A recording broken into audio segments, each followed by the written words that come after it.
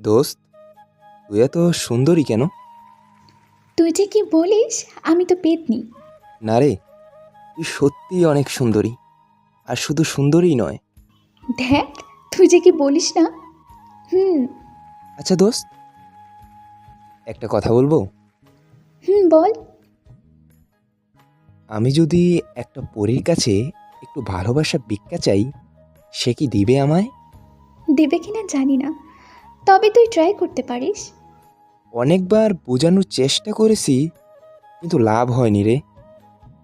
এই ফাজিল মেয়েটা কে রে? আর কবে থেকে চলছে এসব? তুই যে কি চলিস না, চালাতে আর পারলাম কোথায় বলতো? এখনো তাকে জানাতেই পারলাম না। যত তাড়াতাড়ি সম্ভব বলে ফেল। বলতে তো চাই, কিন্তু যদি সে ফিরিয়ে দেয়? আরে না, তোর মতো একটা কিউট ছেলেকে কেউ কি ফিরিয়ে দিতে পারে? তবুও যদি সে বন্ধুত্বটাই নষ্ট করে দেয়? সজীব, সত্যি করে বলতো মেয়েটা কে? তুই। সজীব, সবসময় ফান করবি না, ভালো লাগে না। আমি সিরিয়াসলি বলছি তিথি, প্রথম দিন থেকেই তোকে ভালোবেসে ফেলেছি। জানি আমার প্রতি তোর কোনো ফিলিংসই নেই, তবু একটিবার সুযোগ দে আমায়। আমি তুই ছাড়া থাকতে পারবো না রে। ছি ছি সজীব, তোর কাছ থেকে অন্তত আমি এটা আশা করিনি। প্লিজ তিথি, বোঝার চেষ্টা কর। ভালোবাসাটা কোনো অপরাধ নয়। আমি ভাবতেই পারছি না সজীব, আমরা শুধু ভালো বন্ধু, তাছাড়া। কিন্তু আমি তো তোকে অনেক কিছু ভাবি। সেটা তো। আমি পারবো না তোকে ছাড়া বাঁচতে। সজীব, তুই ভুল করছিস, প্লিজ ভুলে যা। তিথি, আমি ভিক্ষা চাইছি তোর কাছে, একটু ভালোবাস।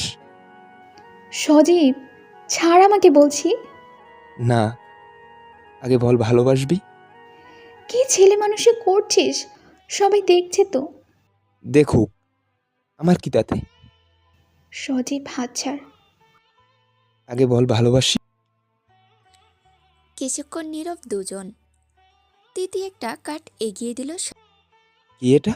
আমার বিয়ের কার্ড, 6 দিন পর আমার বিয়ে, আর সেজন্য তোকে আমি ইনভাইটেশন কার্ড দিতে এসেছিলাম।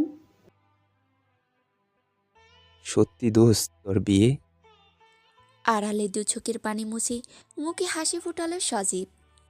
বলতেই তো এসেছিলাম, কিন্তু তুই যা শুরু করলি তাতে বলা হলো না। উফ, কতদিন যে ভাত খাই না দোস্ত। আমাকে কিন্তু স্পেশাল কিছু দিবি। তোদের বিবাহিত জীবন সুখী হোক। মানে, তাহলে এতক্ষণ এসব কথা বললি কেন? আরে ওইটা ফান করছিলাম রে পাগলি মেয়ে। তাহলে আমি যে তোকে মেরেছি, তুই তো শুধু শুধু ব্যথা পেলি। আরে না, সুন্দরীদের হাতে থাপ্পড় খেলে মিষ্টি লাগে। তুই না, এদিকে আয় তো, মুখটা দেখি। না না, থাক। তোর জামাই যদি জানতে পারে তুই আমার মুখে হাত লাগিয়েছিস, সে তো সুইসাইড খাবে। সজীব, তুই তো ফাজিল কেন বলতো? হয়তো তোর জন্য। চল তাহলে। কোথায়? বাহ, শুধু অভিনন্দন জানালে হবে? কিছু খাওয়াবি না? চল।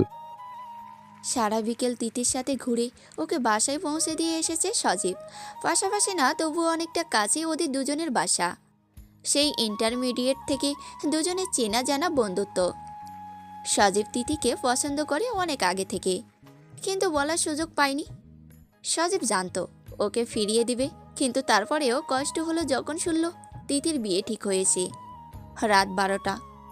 সজীব হালকা আলোয় প্রিয় ডায়েরির একটা পাতায় কিছু লিখছে। চোখ থেকে পানি ঝরছে। পাশে চিকচিক করছে একটা নূপুর। হ্যাঁ, এই সেই নূপুর যা একদিন তিতির অজান্তেই সজীব নিয়েছিল। নূপুরটি যখন খুব মনে পড়ে তখন নূপুরটার দিকে তাকিয়ে থাকি অপলক। আজও তাকিয়ে আছে। আচ্ছা, তিথি কেন বুঝে না ওকে আমি সত্যি সত্যি ভালোবাসি?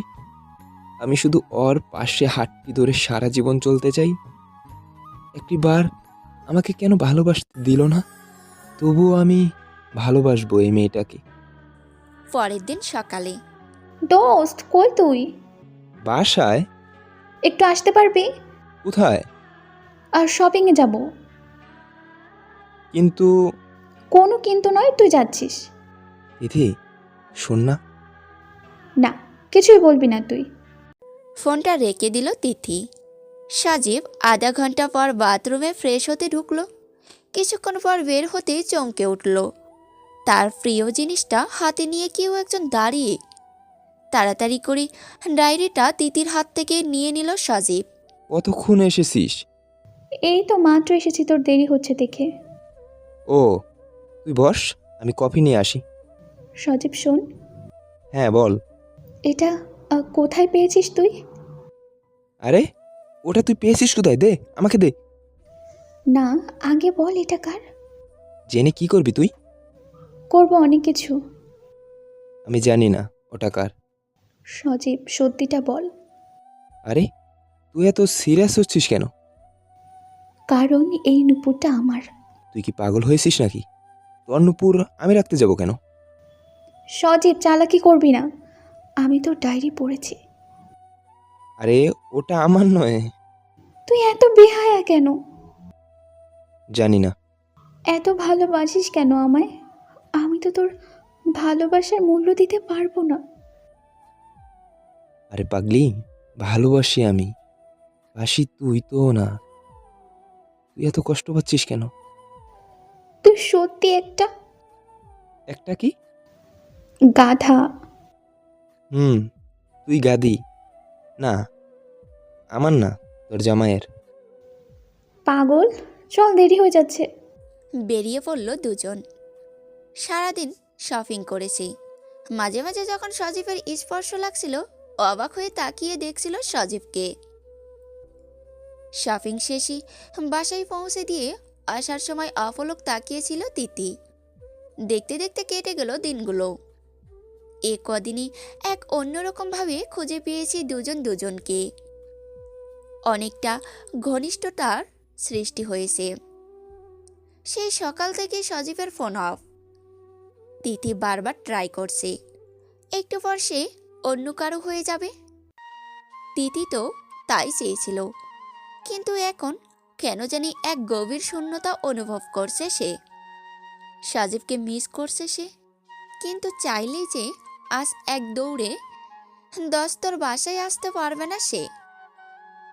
তাই নিরুপায় হতাশ একজোড়া চোখ নীরবে অশ্রু ঝরাচ্ছে। এখন সন্ধ্যা নেমেছে। সজীব বেডরুমে শুয়ে আছে। পুরানো কিছু স্মৃতির জালে আজ সে বিদ্ধ। চিৎকার করে বলতে ইচ্ছে করছে সেই না বলা কথাগুলো। মৃদু স্বরে গান বাজছে।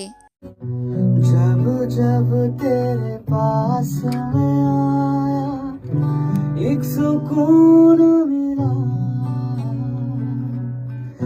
जिसे मैं था भूल खाया ओ वजूद मेरा। হঠাৎ দরজা খোলার আওয়াজ হলো।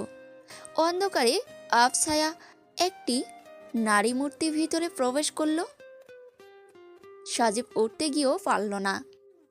কেউ একজন চেপে ধরল কলারটা। এ কি, তুই এখানে কেন? একটু পর না তোর বিয়ে।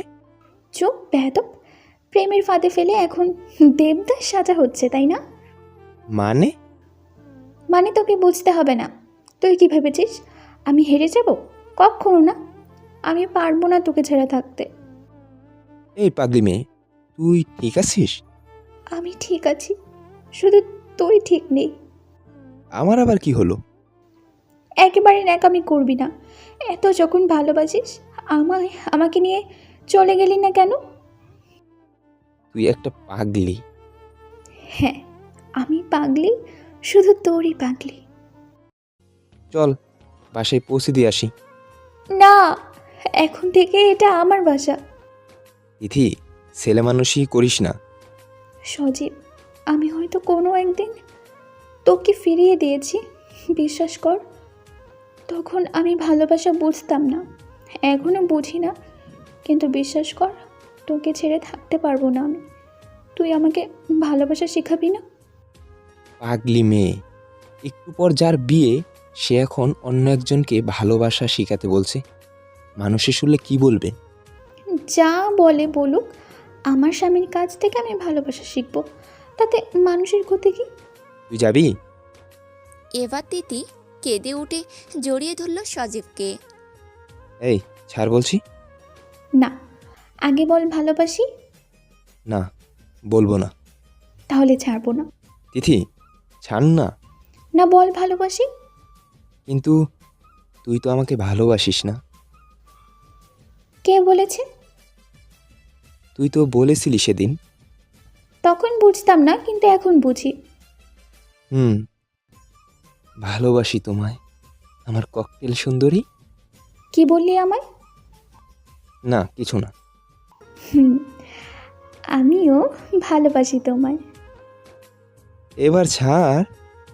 হুম। এই পাগল, তুমি কাঁদছো কেন? জানি না পাগলি। তাহলে দাও। কি? নূপুর পরে, আমি জানি ওটা আমার। হুম। অতপর নতুন একটা সম্পর্কের শুভ সূচনা। ভালোবেসে বন্ধনে জড়িয়ে রেখেছে একে অপরকে। ধন্যবাদ আপনাকে গল্পটি শোনার জন্য। তখনই আমার খুব খারাপ লাগে যখন গল্পটি শুনে লাইক কমেন্ট না করে চুপি চুপি চলে যান। লাইক কমেন্ট পেলে নতুন নতুন গল্প নিয়ে আসতে উৎসাহ পাই। বিদব্য, এই গল্পটি কেমন লেগেছে কমেন্ট করতে ভুলবেন না। আপনার যদি লিখতে কষ্ট হয় তাহলে সংক্ষিপ্তে লিখুন T thanks, G good, B bad, এরকমভাবে আপনার মন মতো কোনো অক্ষর লিখে যান, তাহলে আমরা বুঝে নিব গল্পটা কেমন হয়েছে। লিখবেন কিন্তু অবশ্যই মনে করে। আর গল্পটার শুনে কেমন লাগছে অবশ্যই লিখবেন। আর আমাদের চ্যানেলের পাশে থাকার জন্য আপনাকে অনেক অনেক ধন্যবাদ।